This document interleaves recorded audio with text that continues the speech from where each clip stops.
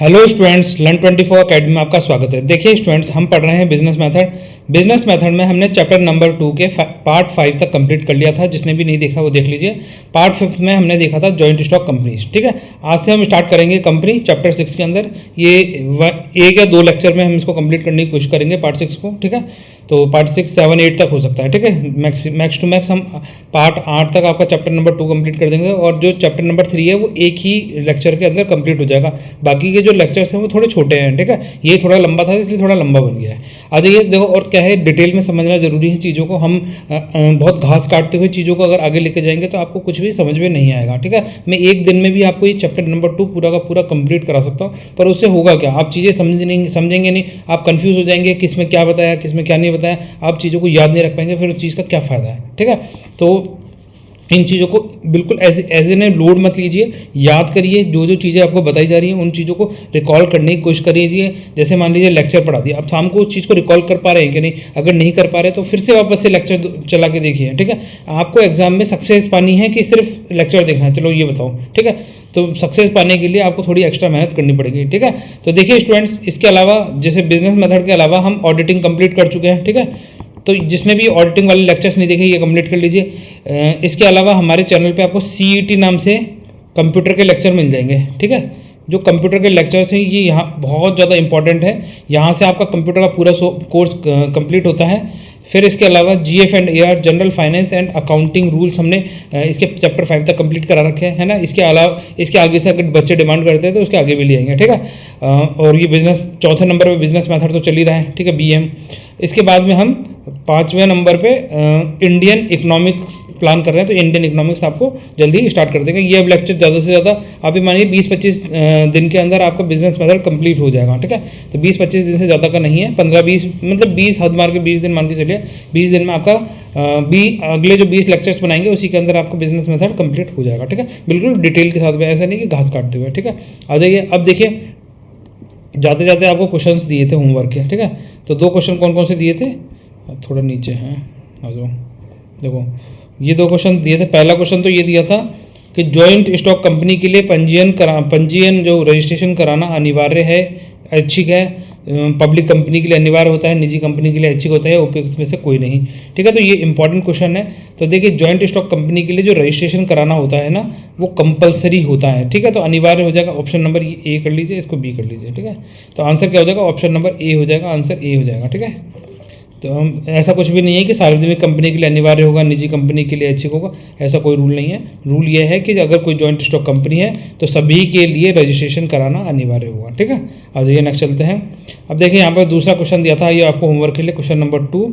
तो देखिए, सेवानिवृत्ति। ठीक है, अगर कोई रिटायर हो गया है और वो सेवानिवृत्ति के बाद में पार्टनर की कोई लाइबिलिटी बनती है तो किस कंडीशन में बनी रहती है।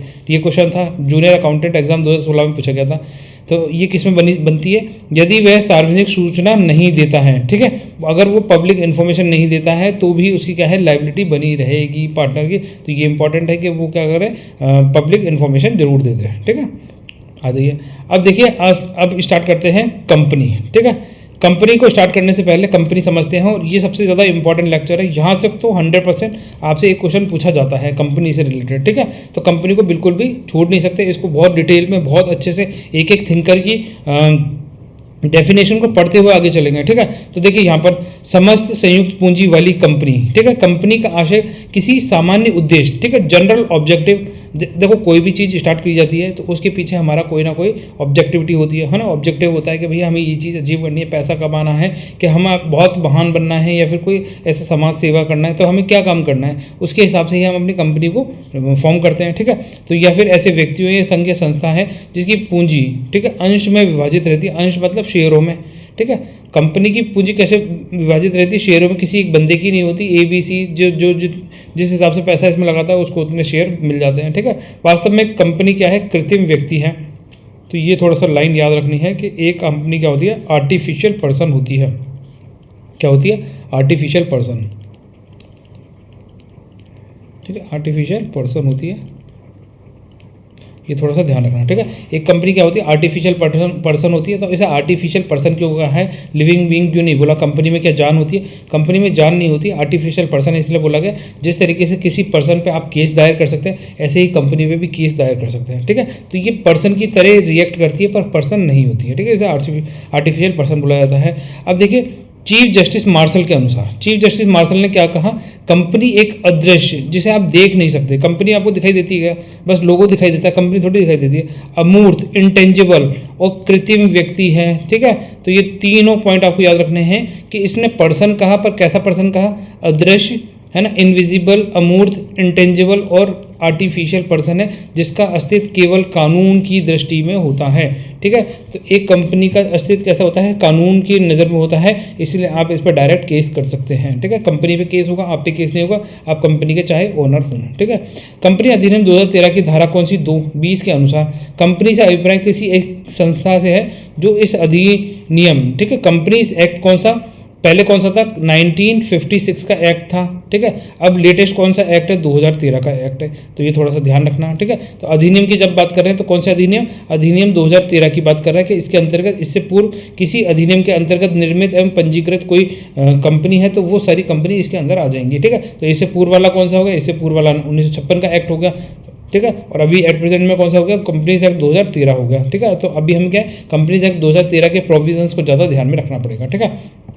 प्रोफेसर हैन, अब देखिए प्रोफेसर हैन ने क्या कहा है, प्रोफेसर हैन की डेफिनेशन भी हमें पता होनी चाहिए। इनके अनुसार कंपनी विधान द्वारा निर्मित कृत्रिम व्यक्ति है, ठीक है। तो विधान क्या, लेजिस्लेटिव, ठीक है, इसने क्या है, रूल्स बना दिए, उन रूल्स को फॉलो करते हुए अगर कोई कंपनी फॉर्म होती है तो आप उसे क्या बोलेंगे, कृत्रिम व्यक्ति बोलेंगे, आर्टिफिशियल पर्सन बोलते हैं, ठीक है। प्रोफेसर हैन ने क्या कहा, आर्टिफिशियल पर्सन कहा जिसका पृथक अस्तित्व होता है, अलग से उसकी आइडेंटिटी होती है, आप चाहें तो उस पर केस कर सकते हैं, वो अपनी खुद की एक कॉमन सील रखता है, ठीक है। तो जब भी आप कोई कंपनी के नाम से कोई ट्रांजेक्शन करेंगे तो वो सील लगा देंगे, भैया इस कंपनी से आपको पैसा रिसीव हुआ है या इस कंपनी के साथ आपने ट्रीट किया है, ठीक है। प्रोफेसर न्यायमूर्ति मार्शल, ठीक है, के अनुसार कंपनी अदृश्य अमूर्त व्यक्ति है जिसका अस्तित्व केवल कानून की दृष्टि में होता है, यह अपन ने ऊपर पढ़ ही लिया था, ठीक है। आ जाइए आगे। अब देखिए कंपनी की विशेषताएं, कंपनी का नेचर समझते हैं, कैरेक्टरिस्टिक्स ऑफ कंपनी या नेचर ऑफ कंपनी की बात करें तो कंपनी क्या है, एज एन इनकॉर्पोरेट इंस्टीट्यूट होती है, कंपनी एक समामिलित संस्था होती है। समामिलित मतलब देखो सबको मिलाते हुए एक संस्था का निर्माण किया गया है, समामिलित, ठीक है। तो कंपनी एक निगम निकाय या ऐसी समामिलित संस्था है जिसका सम्मिलन कंपनीज एक्ट 2013 या इससे पूर्व की कंपनीज एक्ट 1956 के अंतर्गत या उससे पहले का कोई कंपनीज एक्ट हो तो उसके तहत किया गया है ना। ये संसद या किसी राज्य की विधानमंडल द्वारा विशेष कानून के तहत निर्मित किया गया है तो वह संस्था वैधानिक संस्था कहलाती है, जैसे भारतीय रिजर्व बैंक, भारतीय जीवन बीमा निगम लिमिटेड, ठीक है। पार्लियामेंट या फिर लेजिस्लेटिव असेंबलीज के द्वारा अगर वो कानून के द्वारा किसी कंपनी का फॉर्मेशन हुआ है तो उसे क्या बोलेंगे, वैधानिक संस्था बोला जाता है। फॉर एग्जाम्पल आरबीआई, ठीक है। आरबीआई क्या है, आरबीआई एक कंपनी है, मतलब लेजिस्लेटिव के द्वारा एक वैधानिक संस्था है, ठीक है। एस्टेब्लिश क्या है, विधान के द्वारा एस्टेब्लिश की गई एक संस्था है। तो इसका एक्ट कौन सा हो गया, आरबीआई एक्ट 1934 के तहत RBI reserve bank of India की स्थापना की गई है, तो थोड़ा सा ध्यान रख सकते हैं। आ जाइए देखिए लॉ। अब लॉ और स्टेट्यू क्या होता है, इसमें देखो कंपनी अदृश्य अमूर्त कृत्रिम व्यक्ति होती है, ठीक है, हमें पता ही है, जिसे हम देख नहीं सकते, इंटेंजिबल है, कृत्रिम व्यक्ति होती है, ना कि प्राकृतिक या नैसर्गिक व्यक्ति होती है, अस्तित्व केवल कानून की दृष्टि में होता है, इसीलिए आप इस पर कानूनन कार्रवाई कर सकते हैं, ठीक है। ये अपने नाम से काम करती है, इसकी अपनी खुद की एक कॉमन सील होती है, ठीक है। आप चाहें तो इस पर कंपनी आप पे वाद कर सकती है, आप कंपनी पे वाद कर सकते हैं, ठीक है। तो दोनों एक दूसरे पे केसेस कर सकते हैं। इसके अंदर जो इनके जो पार्टनर्स होते हैं, जो इसके शेयर होल्डर्स होते हैं, उनकी लाइबिलिटी लिमिटेड होती है, उनकी लाइबिलिटी अनलिमिटेड नहीं होती, ठीक है। तो इसीलिए जब पार्टनर, जैसे मान लीजिए कोई कंपनी चल रही है, कंपनी डूब जाएगी तो पार्टनर्स की लाइबिलिटी लिमिटेड है, उनके घर की प्रॉपर्टी नहीं बेची जाएगी। और उनके अगर कोई पार्टनर्स, उनके बिजनेस ओनर्स अगर कोई मिस हैपनिंग हो जाती है, वो एक्सपायर हो जाते हैं, डेथ हो जाती है, तो कंपनी फिर भी चलती रहती है ना, कंटिन्यू चलती रहती है। तो देखिए आज एक कंपनी अपने नाम से संपत्तियों को क्रय कर सकती है, सदस्य में बाहरी पक्षकार के साथ में कोई कानूनी वाद कर सकती है तथा इसके द्वारा कंपनी पर वाद प्रस्तुत किया जा सकता है। कंपनी अपने जो सदस्यों से पृथक अस्तित्व रखती है, सदस्यों को आने व जाने की कंपनी के अस्तित्व पर कोई प्रभाव नहीं पड़ता। सदस्य चाहे आए, छोड़ के चले जाएं, ऊपर से कूद जाएं, नीचे गड्ढे में बैठ जाएं, ठीक है, कुछ भी कर ले, परंतु क्या होगा, कंपनी में कोई फर्क नहीं पड़ता। कंपनी जाली या काल्पनिक व्यक्ति ना होकर एक कृत्रिम वास्तविक व्यक्ति है, ठीक है। तो ये थोड़ा ध्यान रखना, अगर कंपनी पे आए जाली या काल्पनिक व्यक्ति है तो नहीं, ये चीज़ के लिए नो बोल देना। ना काल्पनिक है ना जाली है। कंपनी क्या है, एक लीगल है, इसलिए जाली तो हो नहीं सकती, ठीक है। आर्टिफिशियल है, मतलब आर्टिफिशियली एक पर्सन के रूप में इसको डेवलप किया गया है, तो कृत्रिम वास्तविक व्यक्ति मानी जाती है, ठीक है। ये थोड़ा ध्यान रखना। ये इन्हीं में से स्टेटमेंट बनते हैं कंपनीज में, फिर आप सोचते हैं ये क्या चीज़ पूछ लिया, ये तो हमने सोचा भी नहीं था, ठीक है। पृथक वैधानिक अस्तित्व, तो सेपरेट स्टेटरी एग्जिस्टेंस रखती है। एक समामिलित कंपनी का अपना सदस्यों व संचालकों से पृथक अस्तित्व होता है। कंपनी की आइडेंटिटी अलग होती है और कंपनी के जो मेंबर्स होते हैं, जो ओनर्स होते हैं, उनसे इसकी आइडेंटिटी अलग होती है। दोनों अलग अलग होते हैं। दोनों पे केस करना है तो हम अलग अलग करेंगे, एक ही साथ दोनों पे केस नहीं कर देता, ठीक है। एक पे केस करते तो मतलब दूसरे पे केस करते, ऐसा नहीं होता, ठीक है। तो कंपनी के नाम से अलग से संपत्ति खरीदी जा सकती है, अनुबंध किया जा सकता है, कॉन्ट्रैक्ट कर सकते हैं, ठीक है। व्यक्तियों द्वारा समामिलन, एसोसिएशन ऑफ पर्सन्स, ठीक है। तो जो कंपनी है वो कैसे, जो लोगों के द्वारा एक एसोसिएट बना के कंपनी को चलाया जाता है। कंपनी ऐसे निगम निकाय है जिसका व्यक्ति या व्यक्तियों द्वारा समामेलन करवाया जाता है।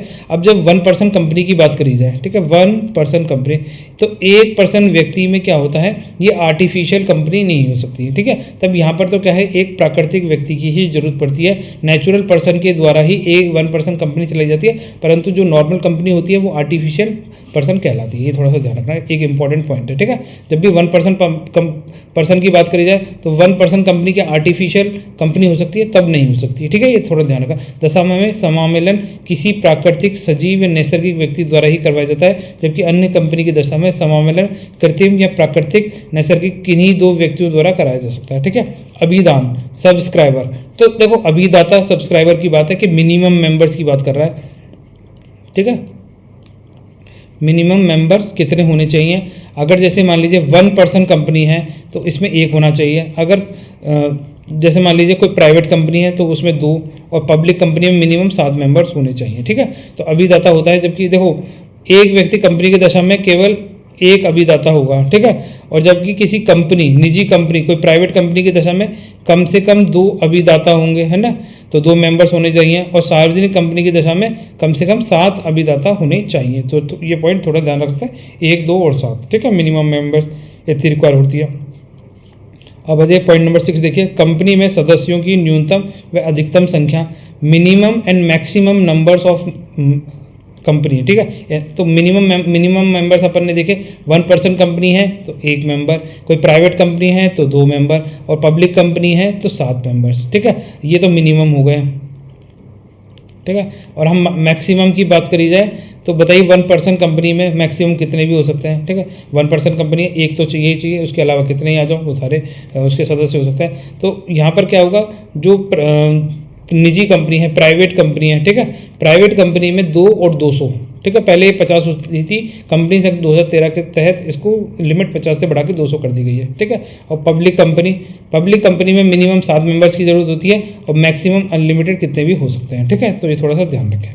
आज इसको पढ़ भी देता हूँ। देखो कंपनी की सीमा नियम पर हस्ताक्षर करने वाले अभिदाता कंपनी का प्रथम सदस्य माना जाता है। एकल व्यक्ति की दशा में न्यूनतम व अधिकतम सदस्यों की संख्या 1 तक सीमित रहती है, ठीक है।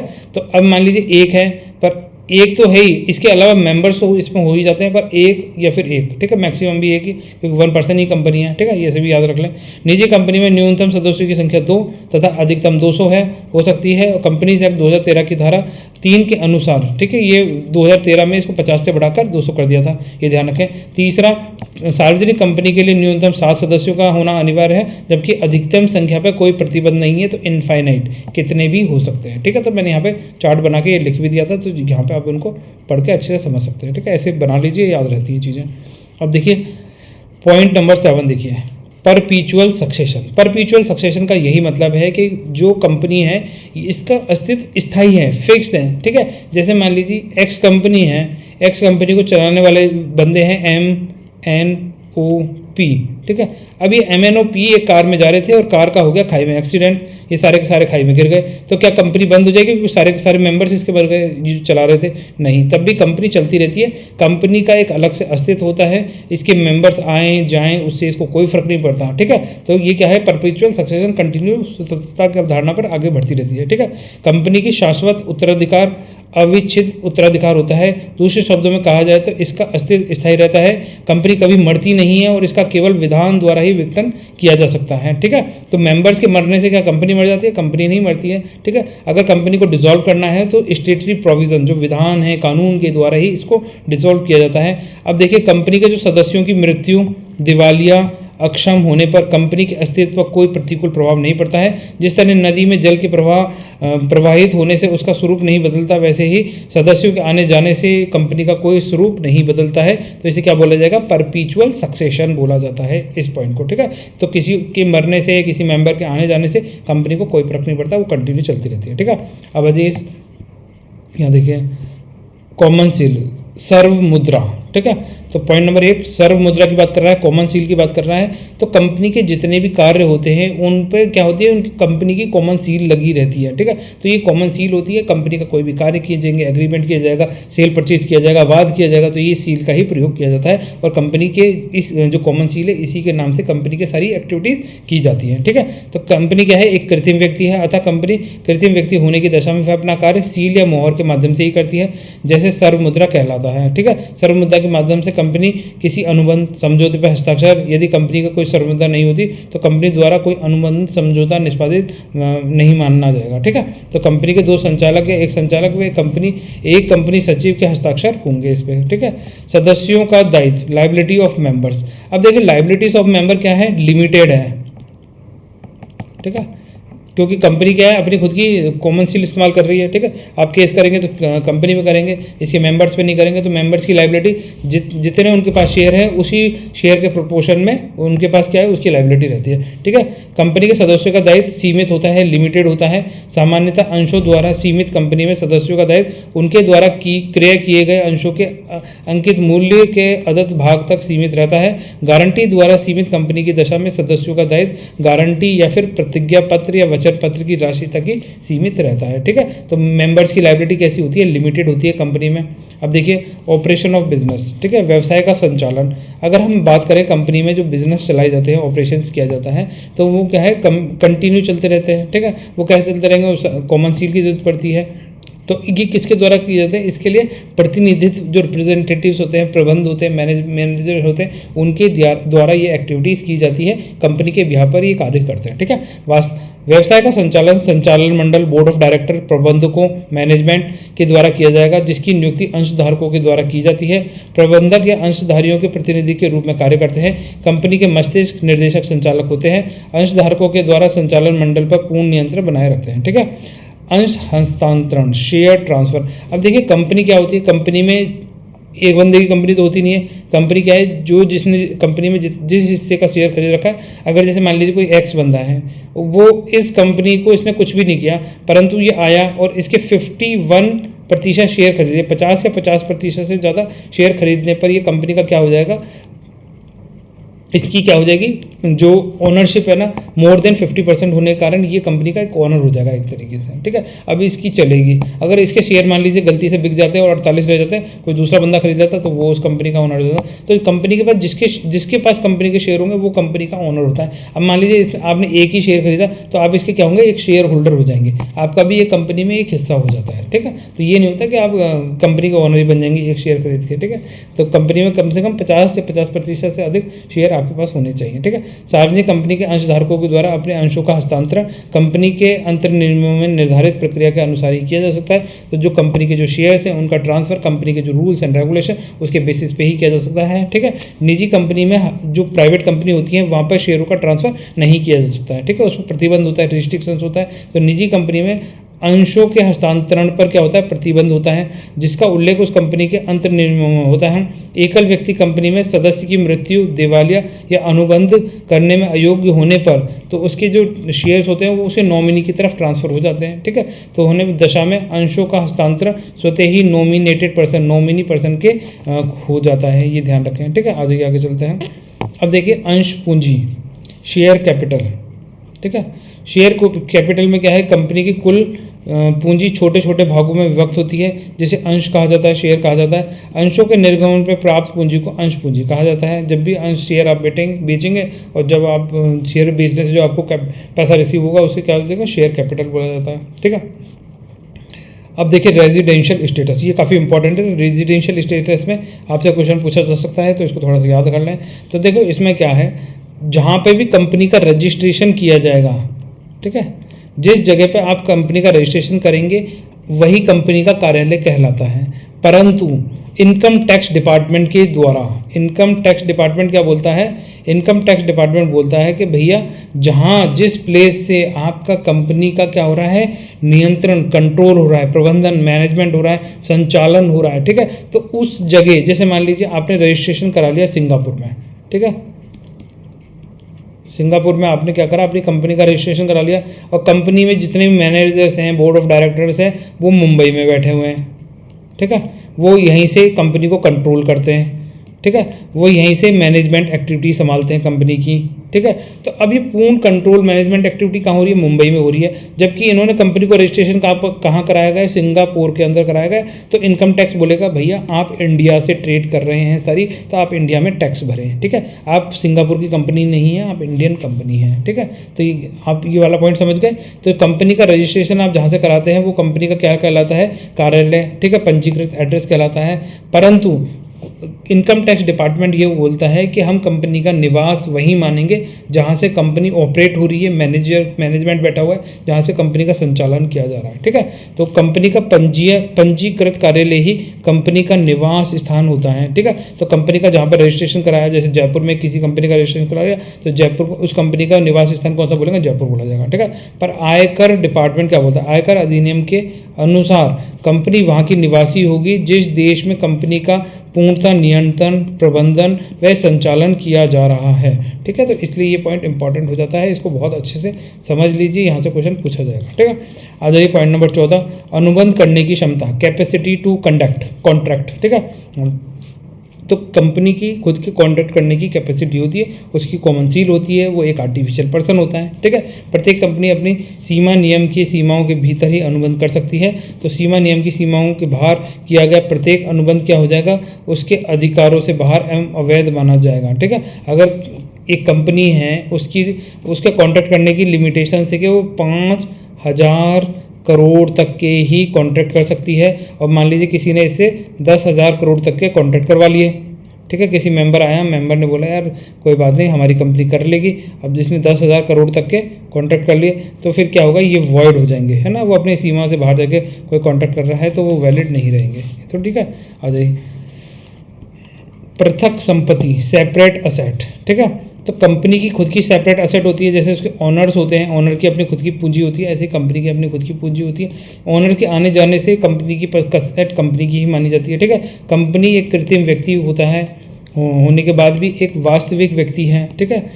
कृत्रिम व्यक्ति तो है ही, और एक साथ में वास्तविक एक रियल पर्सन भी है, ठीक है। कंपनी अपने नाम से संपत्ति क्रय विक्रय कर सकती है, उसे अपने नाम के रूप में रख सकती है, उसे बंधक, मतलब बंधक जैसे न, जैसे लोन लेना है तो कंपनी अपनी प्रॉपर्टीज़ को बैंक में डिपॉजिट करके उसके बिहाफ पे लोन ले सकती है, ठीक है, बंधक के रूप में रख सकती है, उसका आवश्यकता अनुसार उपयोग कर सकती है। अतः कंपनी की संपत्ति अंशधारकों की ना होकर कंपनी की होती है, ठीक है। तो ये थोड़ा सा इंपॉर्टेंट है कि जो कंपनी की जो प्रॉपर्टी होती है वो कंपनी की होती है, ना कि उसके शेयर होल्डर्स की।